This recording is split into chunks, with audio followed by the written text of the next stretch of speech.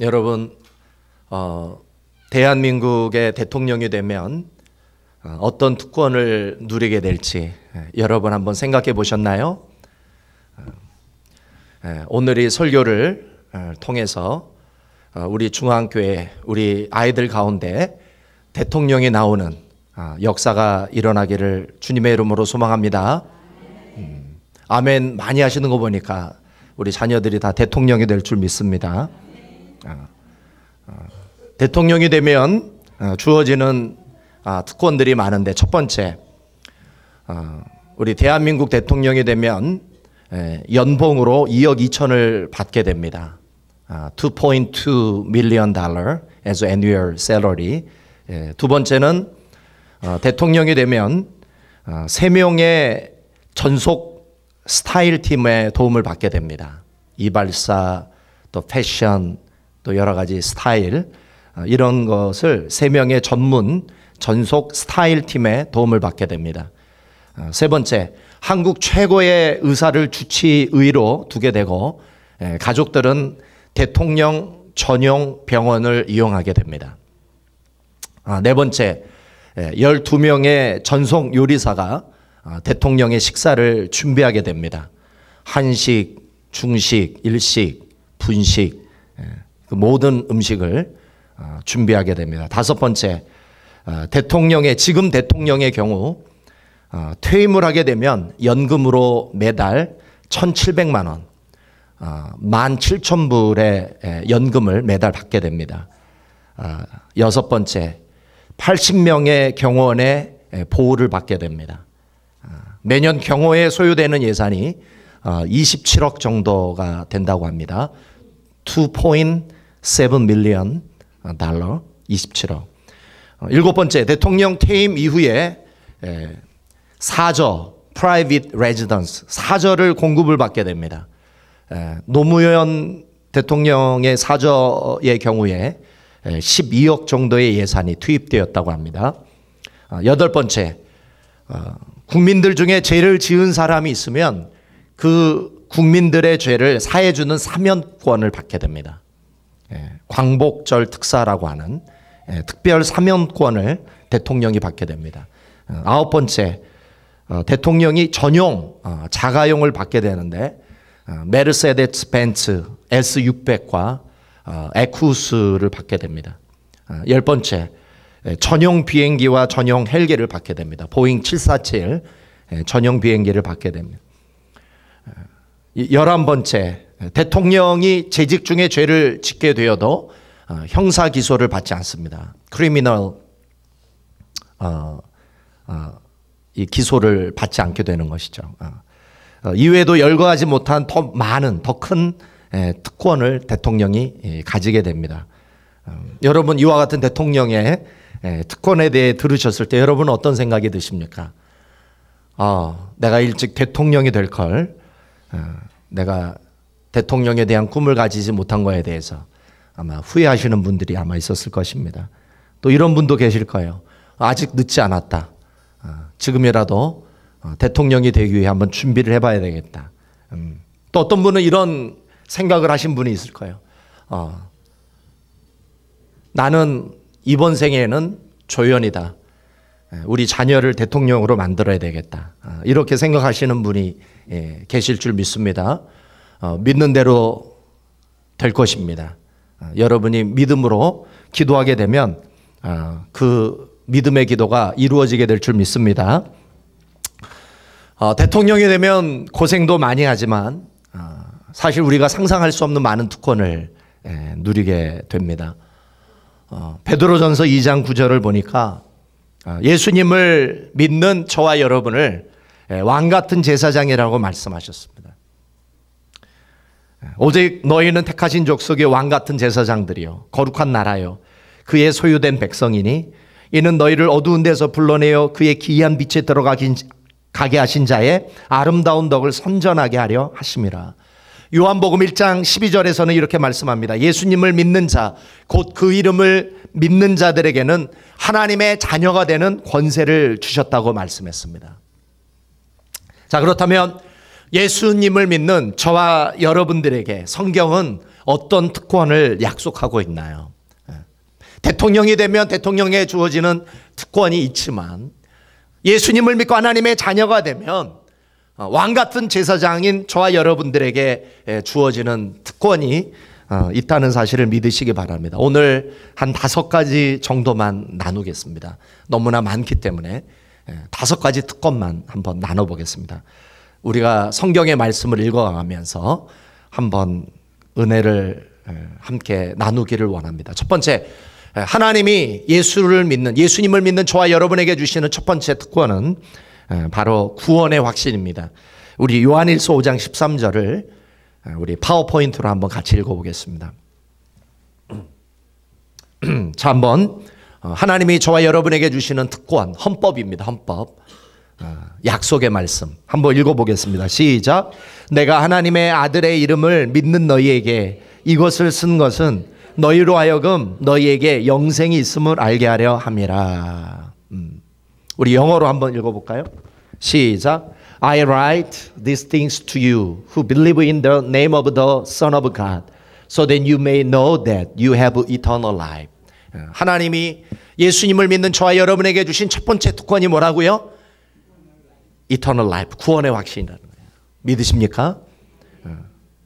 여러분의 마음에 예수 그리스도가 계신 것이 사실이라면, 여러분이 여러분의 마음속에 예수 그리스도를 구세주와 주님으로 여러분의 왕으로 모시고 계시는 것이 사실이라면 하나님이 여러분에게 주시는 특권이 있어요. 첫 번째가 영생입니다. 구원의 확신. 한번 따라해 보시겠습니다. 구원의 확신. 구원을 여러분에게 주셨다는 거 잊지 마시기를 바랍니다.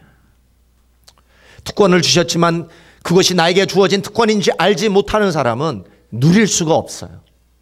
자, 두 번째, 예수를 믿는 저와 여러분에게 주시는 두 번째 특권이 있습니다.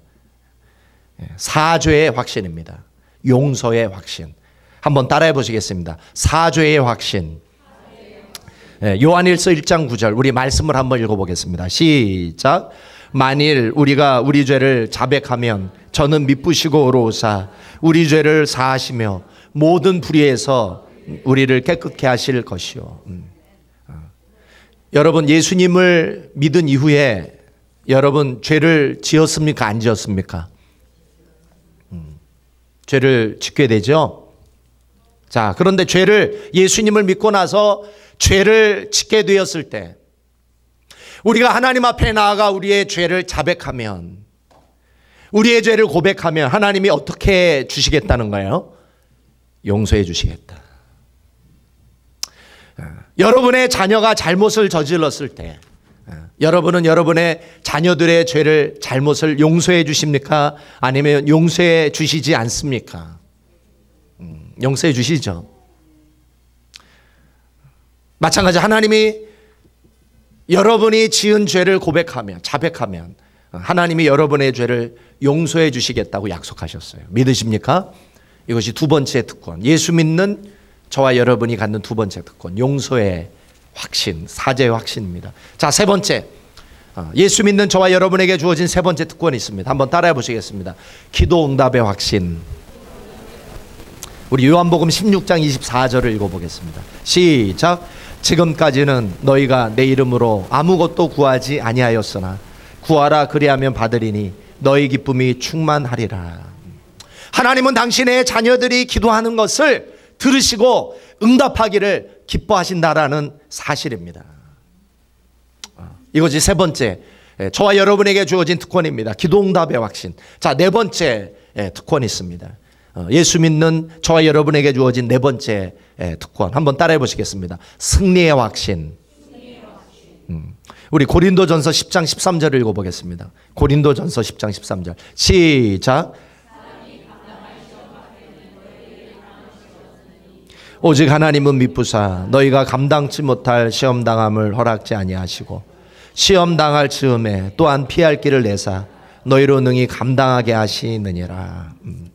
우리가 이 땅을 살면서 예수님을 믿음에도 불구하고 우리들의 삶에 끊임없는 고난과 시련이 찾아옵니다. 자, 그럴 때 하나님은 예수 믿는 저와 여러분들에게 감당하지 못할 시험당함을 허락하지 않으셨다. 하나님은 여러분들에게 감당할 만한 시험만 주신다는 것을 믿으시기 바랍니다. 그래서 우리가 그것을 은혜로 승리할 수 있도록 하나님께서 도와주시는 줄 믿습니다. 자, 우리 그리스도인들이 이 땅을 살면서 여러분 승리하는 것이 정상입니까? 아니면 실패하는 것이 정상입니까? 승리하는 게 정상이에요. 내가 지금 실패하고 있다면 내가 지금 하나님의 자녀로서 누리는 특권을 내가 누리고 있지 못하고 있다는 거예요. 자, 다섯 번째, 하나님이 주시는 다섯 번째 특권이 있어요. 한번 따라해 보시겠습니다. 인도의 확신. 우리 잠언 3장 5절 읽어보겠습니다. 잠언 3장 5절 시작. 너는 마음을 다하여 여호와를 의뢰하고 내 명철을 의지하지 말라. 너는 범사에 그를 인정하라. 그리하면 내 길을 지도하시리라. 예수 믿는 하나님의 자녀에게 주시는 다섯 번째 특권이 뭐라고요? 인도의 확신입니다. 인도의 확신. 하나님은 하나님의 자녀들을 인도해 주시기를 기뻐하십니다. 여러분이 하나님을 주님으로 인정할 때 주님은 여러분들을 인도해 주신다고 하는 사실을 믿으시기 바랍니다. 이러한 특권들이 저와 여러분에게 지금 주어지고 있는데 여러분은 이 특권을 지금 누리고 있습니까? 아니면 누리고 있지 못하고 있습니까? 누리고 있지 못한다고 한다면 여러분 하나님이 전혀 계획하시고 또 하나님이 원하시는 인생을 저와 여러분이 지금 살고 있지 못한 증거예요. 이 특권을 누릴 때 비로소 우리는 하나님의 자녀답게 살 수 있고 왕 같은 제사장답게 살 수 있고 하나님의 능력 가운데 풍성한 삶을 살 수 있게 되는 줄 믿으시기 바랍니다. 여러분이 지금 잃어버리고 있는 영적인 권리를 회복할 수 있는 오늘 이 아침이 될 수 있기를 주님의 이름으로 소망합니다. 여러분이 지금 누리고 있지 못하는 이 특권을 오늘 이 설교를 통해서 온전히 회복할 수 있기를 주님의 이름으로 소망합니다. 오늘 우리가 읽었던 본문은 사도 바울을 인도해 주시는 하나님에 대한 말씀을 설명해 주고 있습니다. 사도행전 16장은 바울의 2차 선교 여행에 대해 기록하고 있습니다. 바울이 2차 선교 여행을 다니면서 네 사람이 함께 동행을 했어요. 자, 첫 번째 바울 자신이고 두 번째 실라, 세 번째 바울의 수제자 디모데, 그리고 사도행전을 기록했던 의사 누가가 이 2차 전도 여행에서 동행을 했습니다. 자, 바울이 2차 전도 여행을 계획하면서 그들이 가려고 했었던 선교 여행지는 아시아였습니다. 구체적으로 터키 북쪽을 선교하기 위해서 계획을 했어요. 그런데 바울과 그의 그 일행이 터키 북쪽으로 선교하려고 가려고 하는데 성령님이 막으시는 거예요. 길이 막히는 것입니다. 그래서 기도를 하는 가운데 성령께서 막으시니까 아시아로 가는 길을 포기합니다. 그리고 다른 방향을 잡는데 비두니아로 가려고 하는 계획을 다시 수정을 합니다. 계획을 수정을 해요. 근데 비두니아로 또 가려고 했는데 성령이 또 막으세요. 그쪽으로 가지 마. 그쪽은 아니야. 막으십니다. 자, 이렇게 막으셨을 때 여러분, 바울은 그 성령에 막으시는 그 길을 순종하셨을까요? 아니면 억지로 가려고 했을까요?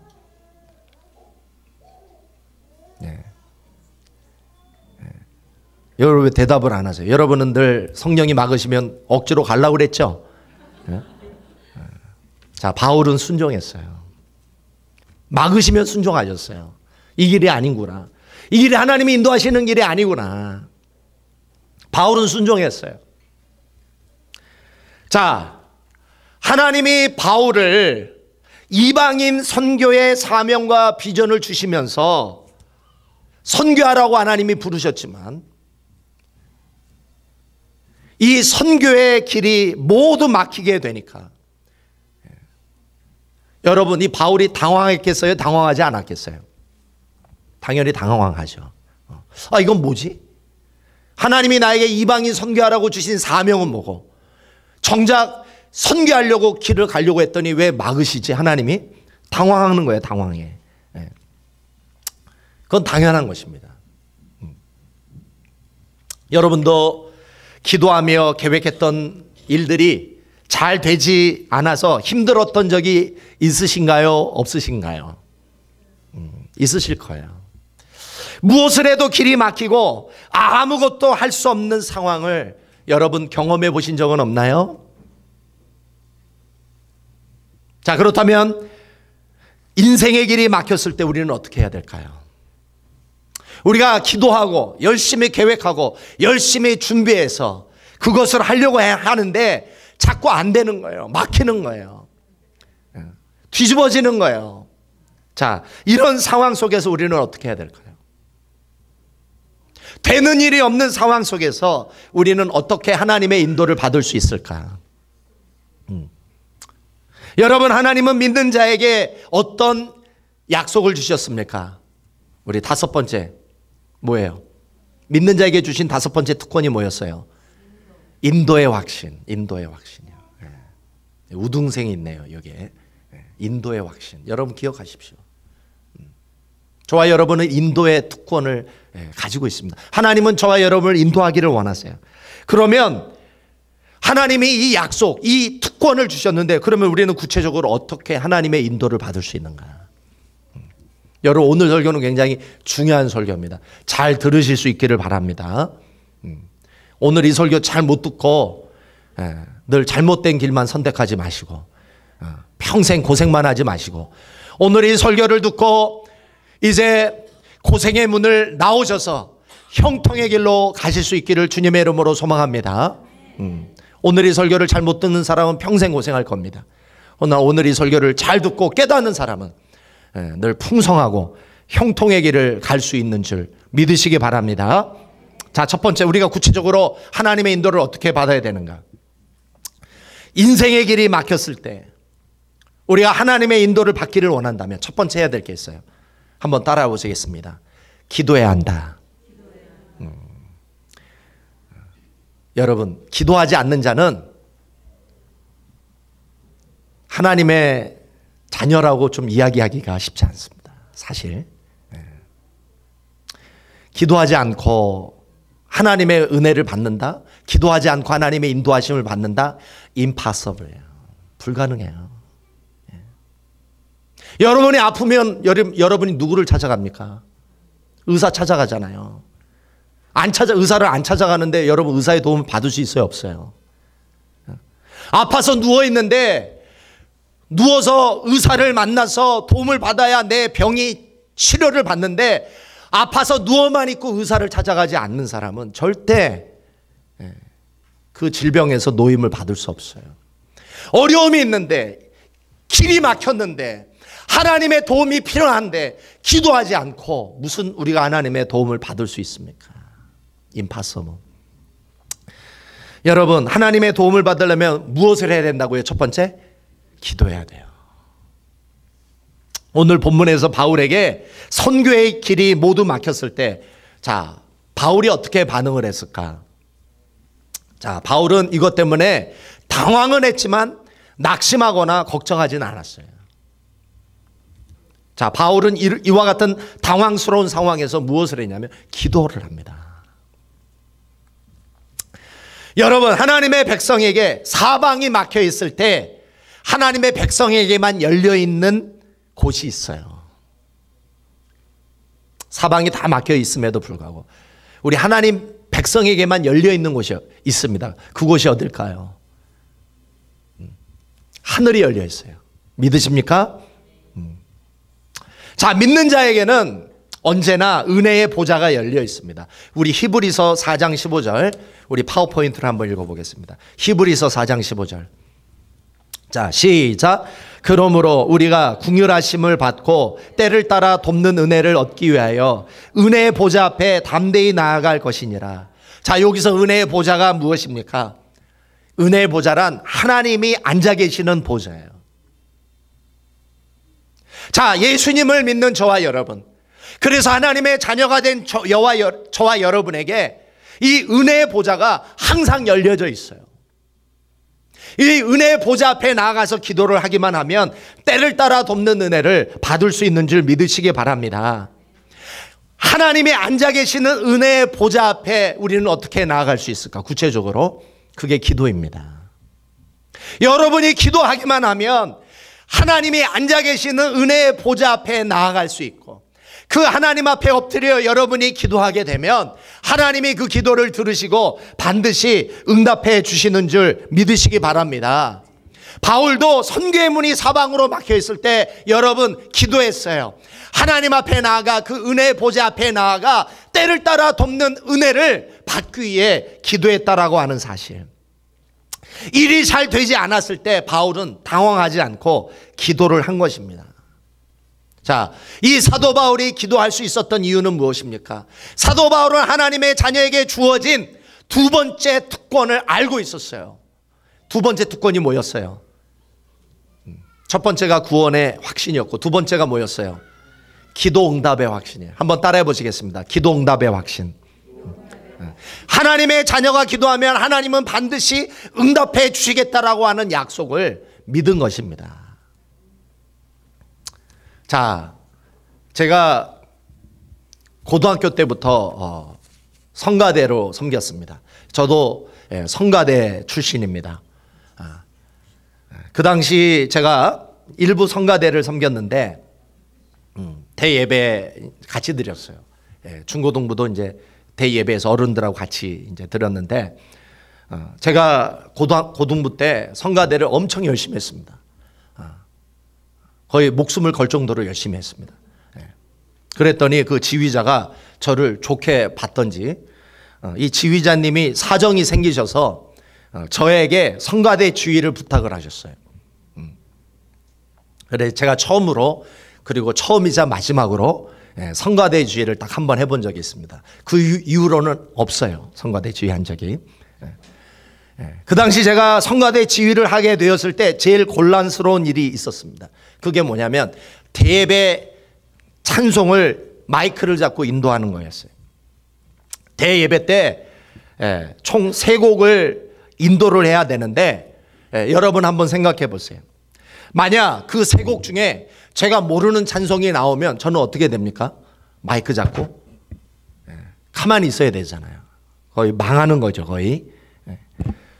그래서 제가 일주일 동안 매일 기도를 했어요. 어떤 기도를 했냐면, 하나님, 다음 주 주보에 제가 잘 부를 수 있는 찬송이 선곡이 되게 해 주십시오. 이렇게 기도를 했어요. 제가 그 당시 제일 자신 있게 부르는 찬송이 3가지가 있었습니다. 첫 번째 40장, 주 하나님 지으신 모든 세계, 그걸 제가 자신 있게 부를 수가 있었고, 두 번째는 88장, 내 진정 사모하는 친구가 되시는 구주 예수님은 아름다워라. 이건 내가 잘 부를 수 있었어요. 세 번째는 427장, 내가 매일 기쁘게. 제가 목회하면서 이 3곡을 자주 불렀습니다. 자주 예배 찬양으로 제가 자주 불렀던 이유는 제가 좋아하고 잘 부를 수 있었기 때문에. 누가 주보에 찬송가 선곡하는지를 제가 몰랐어요. 그래서 저는 기도를 했어요. 하나님, 이 3곡이 다음 주 주일 예배 때 불려지는 찬송이 되게 해 주시옵소서. 매일 기도를 했어요. 드디어 주일이 되었습니다. 주보를 받아서 주보를 펴는데 어떤 일이 벌어졌을까요? 제가 기절하는 줄 알았어요. 순서도 똑같이 나왔어요. 40장, 88장, 427장. 저는 기도만 했는데, 그렇죠? 그 다음날 주보를 보니까 40장, 88장, 427장. 여러분, 누가 이렇게 하셨을까요? 내 기도를 들으신 하나님이 그렇게 하셨어요. 귀 밝으신 하나님, 내 기도를 들으시는구나. 제가 그때 처음으로 체험을 해봤어요. 기도라는 건 이렇게 위대한 것이구나. 기도하면 응답이 되는구나. 하나님은 기도 응답에 대한 약속을 지키시는구나. 사랑하는 여러분, 여러분은 기도 응답의 확신을 믿으십니까? 자, 두 번째, 인생의 길이 막혔을 때 하나님의 인도하심을 받으려면 한번 따라해 보시겠습니다. 기다려야 한다. 첫 번째는 뭐라고요? 기도하고 나서 우리가 하나님의 인도를 받으려면 두 번째 뭐 해야 된다고요? 기다려야 돼요. 자, 우리 16장 9절, 우리 본문 16장 9절을 읽어보겠습니다. 시작. 밤에 환상이 바울에게 보이니 마게도냐 사람 하나가 서서 그에게 청하여 가로되 마게도냐로 건너와서 우리를 도우라 하거늘. 예, 사람들을 보면 이런 사람이 있습니다. 라면을 끓일 때 다 익지도 않았는데 중간에 뚜껑을 열어보는 사람이 있어요. 고기를 굽는데 다 익지도 않았는데 고기를 뒤집는 사람이 있어요. 자, 이런 사람은 맛있는 라면과 맛있는 고기를 먹을 수 있을까요? 없을까요? 요즘에 우리 성도들은 라면 고기 안 드십니까? 자, 기다릴 줄 모르는 사람은 맛있는 라면, 맛있는 고기 먹을 수 없어요. 기다릴 줄 아는 사람만이 맛있는 라면과 고기를 먹을 수 있어요. 마찬가지로 하나님께 기도를 했으면 기다릴 줄 알아야 돼요. 기도 응답도 하나님의 때가 있는 줄 믿으시기 바랍니다. 기도를 해도 기도 응답을 받지 못하는 사람의 세 가지 특징이 있습니다. 기도 응답을 받지 못하는 세 가지 특징. 첫 번째, 여러분이 그런 사람인지 한번 살펴보세요. 기도 응답을 받지 못하는 사람. 첫 번째, 의심하며 기도하는 사람은 절대 하나님 응답 못 받습니다. 자, 두 번째, 기도 응답을 받지 못하는 두 번째 케이스. 하나님의 때를 기다리지 못하고 내 때에 응답을 받으려고 하는 사람은 절대 하나님의 응답을 받을 수 없어요. 세 번째, 하나님의 방법이 아니라 내 방법대로 응답을 받으려고 하는 사람 절대 받을 수 없습니다. 응답을 받으려면 하나님의 때를 기다려야 될 줄 믿습니다. 우리 이사야 30장 18절 읽어보겠습니다. 우리 파워포인트로 한번 읽어보겠습니다. 이사야 30장 18절 시작. 그러나 여호와께서 기다리시나니 이는 너희에게 은혜를 베풀려 하심이요 일어나시리니 이는 너희를 긍휼히 여기려 하심이라. 대저 여호와는 공의의 하나님이시라. 무릇 그를 기다리는 자는 복이 있도다. 자, 어떤 자가 복이 있다는 거예요? 기다리는 자가 복이 있는 거예요. 자, 야고보서 5장 11절 또 읽어보겠습니다. 자, 넘겨주세요. 예, 읽어보겠습니다. 시작. 보라, 인내하는 자를 우리가 복되다 하나니 너희가 욥의 인내를 들었고 주께서 주신 결말을 보았거니와 주는 가장 자비하시고 긍휼히 여기시는 자시니라. 여러분, 어떤 자가 복되다고요? 인내하는 자. 자, 기다리고 그리고 인내하는 자가 복을 받는 것입니다. 인생을 살아가며 똑같습니다. 기다림과 인내가 없는 사람은 절대 열매를 맺을 수 없어요. 어떤 인생의 결과를 맺을 수가 없습니다. 그래서 성경에서는 기다림과 인내를 지혜라고 했어요. 여러분이 하나님의 지혜를 받기를 원하십니까? 그러면은 여러분이 무엇을 해야 하나님의 지혜를 받을 수 있어요? 두 가지. 기다림과 인내. 야고보서에서는 특별히 야고보서에서는 하나님의 지혜는 인내다 이랬어요. 기다리고 인내하는 자가 온전함에 도달할 수 있다는 거예요. 구비하여 조금도 부족하지 않는 인생을 살 수 있다는 거예요. 어떤 자가? 기다리고 인내하는 자. 자, 그래서 괜히 닫혀있는 문 열려고 애쓰지 마시고 하나님이 여러분을 위해 인생의 문을 여실 때까지 기다리십시오. 믿으십니까? 하나님의 때가 되면 바울에게 환상을 보여주셨던 것처럼 하나님이 여러분에게 알게 해 주실 줄 믿습니다. 여러분이 못 알아들으면 반복해서 여러분이 알아들을 때까지 하나님이 말씀하십니다. 그러니 여러분 성급해하지 마시고 하나님의 때를 기다리십시오. 그러면 반드시 하나님께서 여러분의 길을 여시고 여러분으로 하여금 더 쉽게 열매를 맺을 수 있는 길로 인도해 주실 것입니다.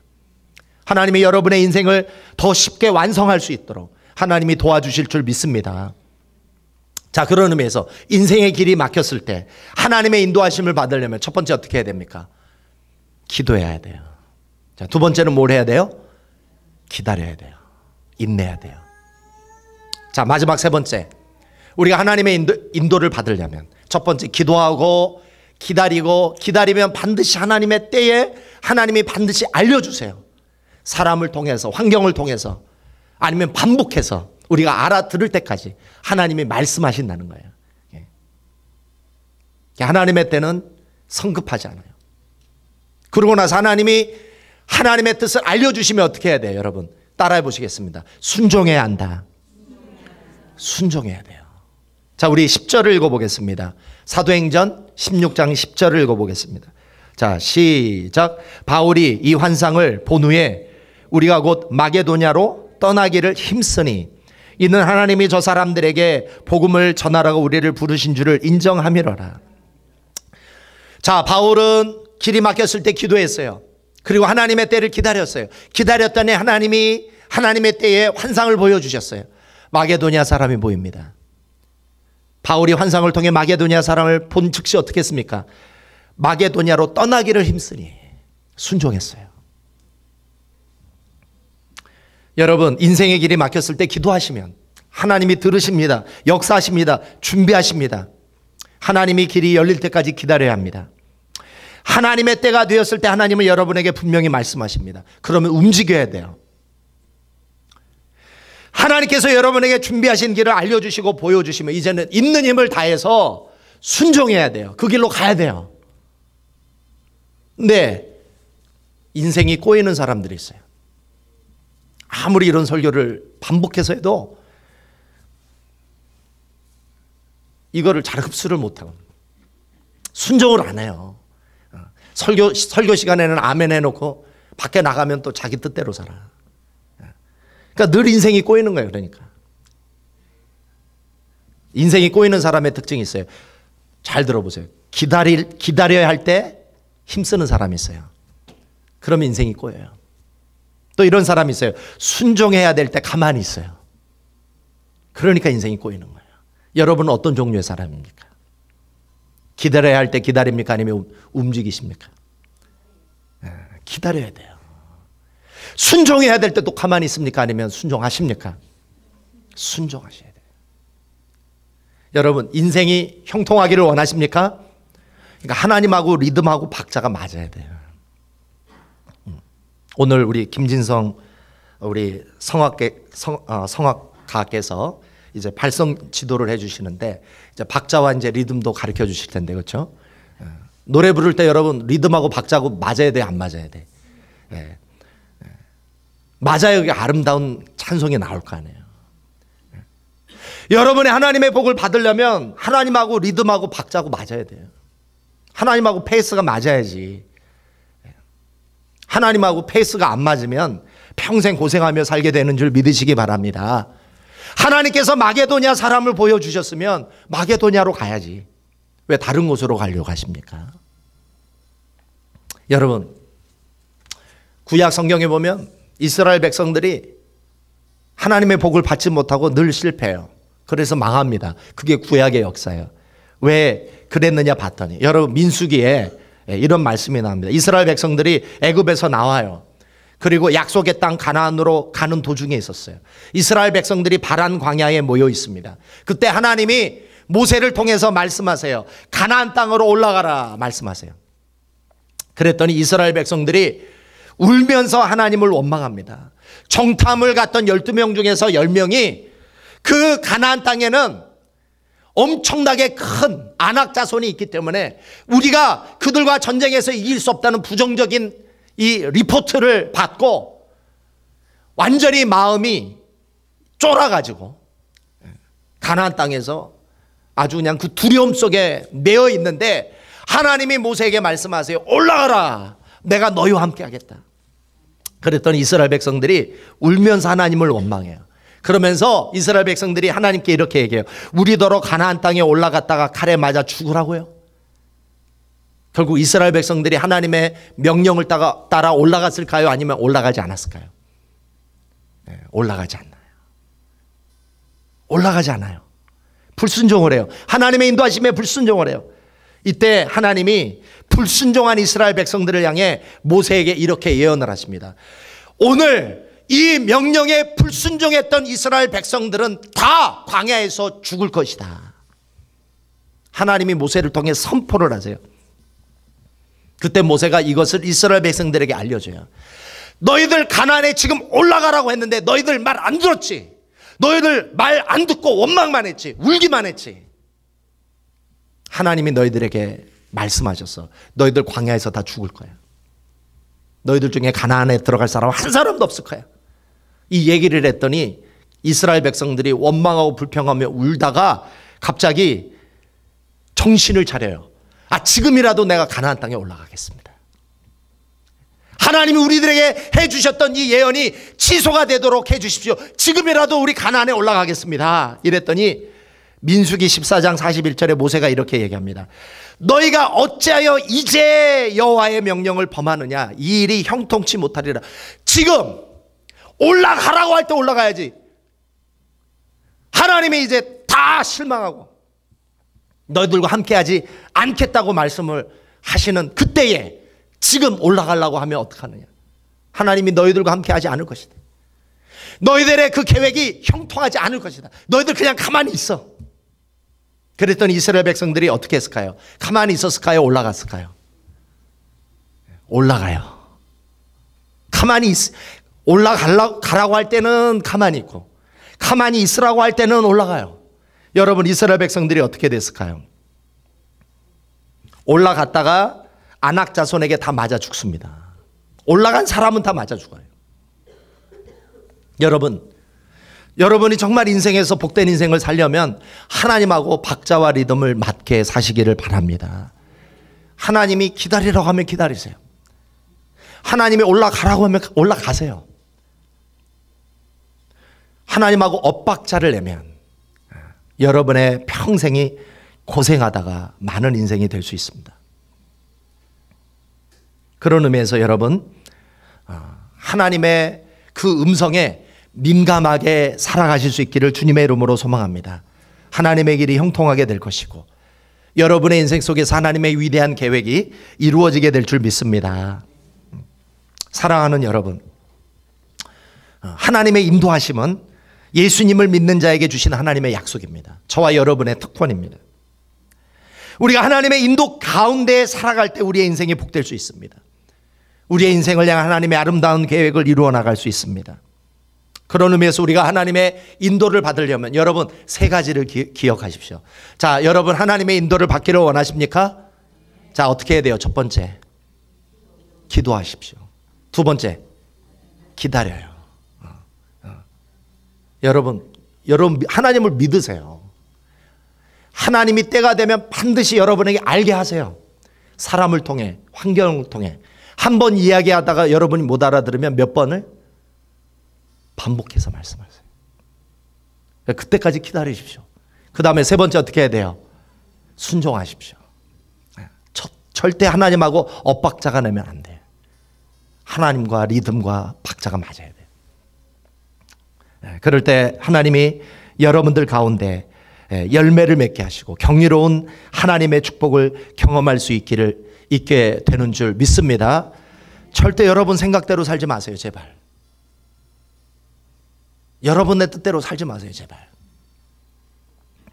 오늘 이 말씀을 잘 기억하시고 하나님의 인도를 잘 받으실 수 있기를 주님의 이름으로 소망합니다.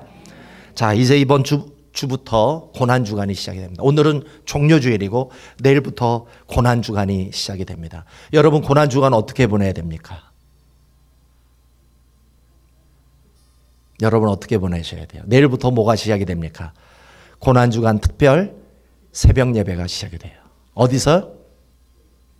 여기서. 하나님의 인도하심을 받기를 원하시는 분, 내일부터 고난주간 새벽 예배 나오실 수 있기를 주님의 이름으로 소망합니다. 십자가에 달리신 예수님을 바라보며 내일부터 하나님이 저와 여러분에게 말씀하기 시작을 하실 거예요. 하나님의 음성을 주시기 시작을 하실 거예요. 이 고난주간 새벽 예배를 통해 주님과 온전히 하나 되는 이 한 주가 될 수 있기를 주님의 이름으로 소망합니다.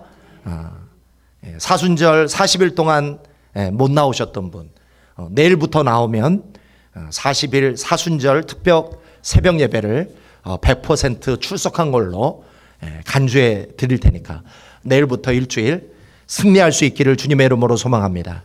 자, 우리 옆 사람에게 축복하며 이렇게 격려합시다. 내일부터 고난주간 특별 새벽 예배 꼭 나옵시다. 이렇게 격려합시다.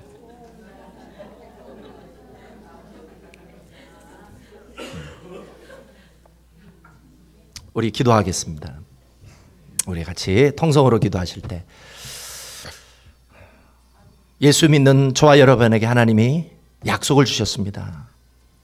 구원의 확신, 기도응답의 확신, 사죄의 확신, 승리의 확신, 인도의 확신. 우리는 하나님이 주신 약속이 있는 줄 모르고 살았습니다.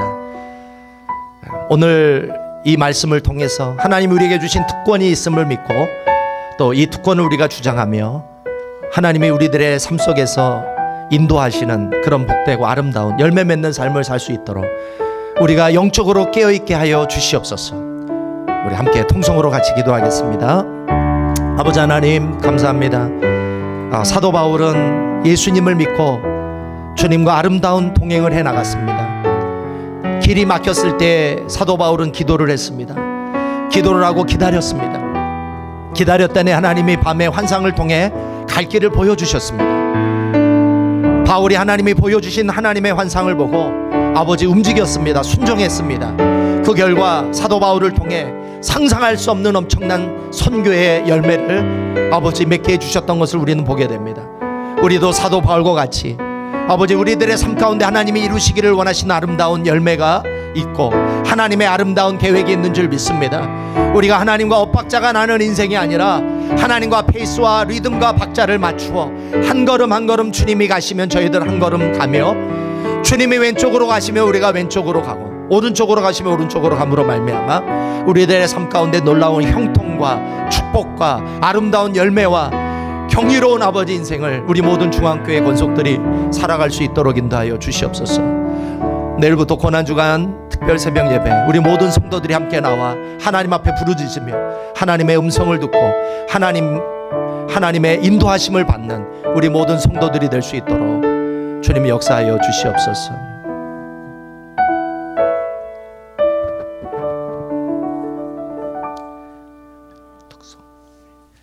우리 김진성 성도님 나오셔서 오늘 예배를 위해 헌금 특송해 주시겠습니다.